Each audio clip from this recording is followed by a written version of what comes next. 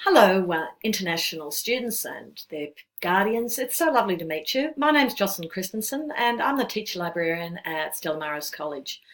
This tutorial I'd like to take you through how to access ebooks while at home on holidays during the summer. How we access ebooks is by going through the portal. And the school portal here, we just click on a little button here called the Information Centre. And that takes us to the website. Now, there's lots of great information here that your daughters can use, referencing essays, study tips, encyclopedias, databases, and library catalogues. But for today, we're going on to reading. Now, the reason I'm making this tutorial for you and for your daughters is because it's really important that they continue their reading during the holidays. I know that they give a lot of emphasis to the content of the maths and the science and the English. They're their strengths. But what will make a huge difference to them is improving their reading and their vocabulary so that it will help them with the questions that they've got to answer in their maths and their science. This is something that the science and maths teachers talk to me about continually with the students. So this is an excellent opportunity for them to really concentrate. Doesn't mean they have to read all day, just consistently, half an hour at least every day, where they can build up their vocabulary.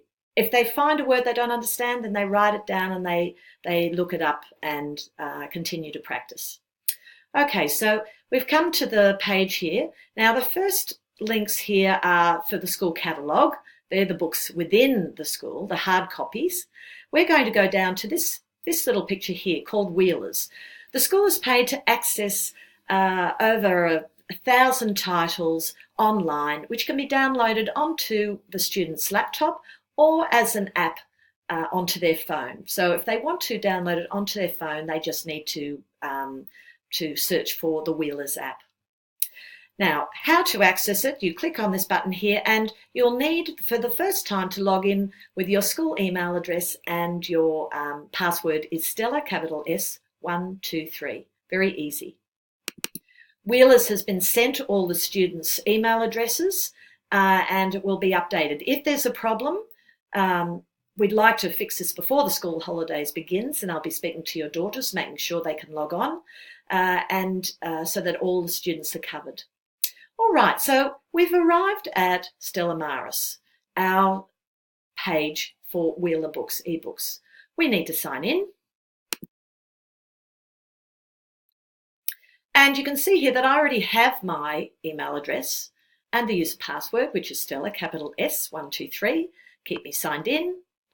So I will sign in. And we find ourselves at my administration page. I don't know where the girls are going to find themselves. Hopefully they'll go straight to browse, but if not, all they have to do is click on to browse. And you can see here, browsing ebook catalogue. There are a number of different ways to browse the ebook catalogue, and you can see here availability. There are now 1,059 titles available. That doesn't mean there's 1,059 books. For example, The Hunger Games, that might have up to 30 copies of The Hunger Games. We can see that 97 are out or queued. You can search here. You can also search here, new releases, recently added, or an alphabetical order of the books. But I'm not going to search there. I'm actually going to go down to here. I find this section particularly useful. All right. And the areas we're going to have a look at, the three sections I would look at are the special features fiction, children's education, classic fiction, and fairy tales, fables, and traditional stories. Okay, so I'll start with fairy tales, fables, and traditional stories. As I said, it's important that the girls, for the sake of their science and their maths, improve their reading, but it's also, by reading these classics, it helps with intertextuality, meaning that there are some stories that are almost foundational fictional stories that are often referred to on YouTube, on TV, in other historical novels, in things that are constantly referenced, same way as you have your fairy tales that are referenced in your countries of origin. So I will start with fairy tales. Now, there's one particular book I would suggest here, but I know there's a lot, so there's quite a few of you that I'll give you lots of suggestions. We have Grimm's Fairy Tales. That's a number of short stories, not necessarily written for children. The original fairy tales weren't written for children, so that you've got the nice combination of short story, yet you still have the broad vocabulary. I'll go back, and I will actually won't go back. I will go to classic fiction. Now, this classic fictions area is more focused on for the younger children's stories. Just because they're younger children's stories doesn't mean that they're not worthwhile. Sometimes it's better to read a complex story with an easier vocabulary, which encourages you to go back to reading. There's fantasy books by C.S. Lewis, and we've got quite a few of his series here. We've got quite a few Roald Dahl. These ones here are quite young, but Matilda and Charlie and the Chocolate Factory, they're incredibly enjoyable and well written.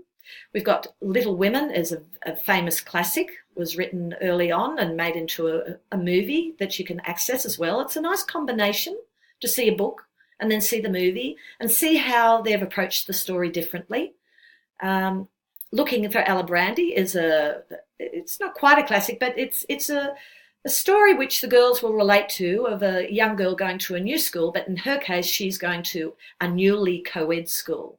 And the language is very Australian colloquial. It's lovely. As I continue through here on the next page, you've got a variety of Australian stories, classic Australian stories, these two. And so there's quite a lot of choice there. The last section I will show you is the fiction and special features. Sorry about that, I'll remove. The fiction and special features. So here we have fiction special features. Now these books are more for the mature reader, but I will point out the stories that are short. So even though they're for mature readers, they're short in the number of words that they provide. So we've got George Orwell, Animal Farm at first glance, Gatsby, Of Mice and Men, Ray Bradbury, Lord of the Flies, Brave New World, seeing if there's anything else on this page, Alice's Adventures in Wonderland, Treasure Island, and The Pearl. Now that's just even from the first page. So many of the schools in Australia are studying these books. We, in fact, study Animal Farm, Lord of the Flies, Ray Bradbury, Fahrenheit 451. So it gives you, there's a real cross-section here. I'll go on to the next page. I might actually jump to the end and show you another recommendation. Is down here, we have Australian stories, best Australian stories. Again, a great place to start. And Timeless Land, that's one of my great favourites. And it's a great favourite because it takes you on a journey of when the people were first sent out here to Australia as convicts, and their interaction between the convicts and the Indigenous. So it gives you a chance to really look at the very early time. The Term of His Natural Life is also one of our famous classics. Jumping back to the first, because I just missed this one, and I might actually download this, I saw Adventures of Sherlock Holmes. Now, Sherlock Holmes, surely you must have heard of. He originally wrote, he was a doctor, Arthur Conan Doyle. You can see that the borrowing stage is 14 days. There's one available. There's two on loan. And I want to read it. I will return this so it's not taken off the system. But you can see how it's loading. And I'm just going to bring this across. The Adventures of Sherlock Holmes. So up here, you've got a variety of sections you can look at. I can find more books, continue reading. Here, it shows me the cover. Now, there's a number of different stories in here. So today, I might decide I want to read about the adventure of the Copper Beeches. So there's a variety of stories in there. This tag here, recent locations, and this one is also important. This gives you an opportunity to try this, use the different settings. You can change the font, you could letter spacing, line alignment, if you're using at night, the different fonts. But if you find that you might be slightly dyslexic, and we have a few of those students in the school, it gives you a chance to click on this and it changes the tone and the colour of the page, and you might find different tones and colours suit you more than others. It's a very, very useful tool.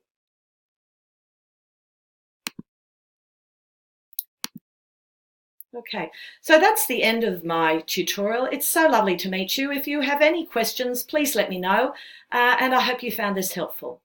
Have a lovely holiday.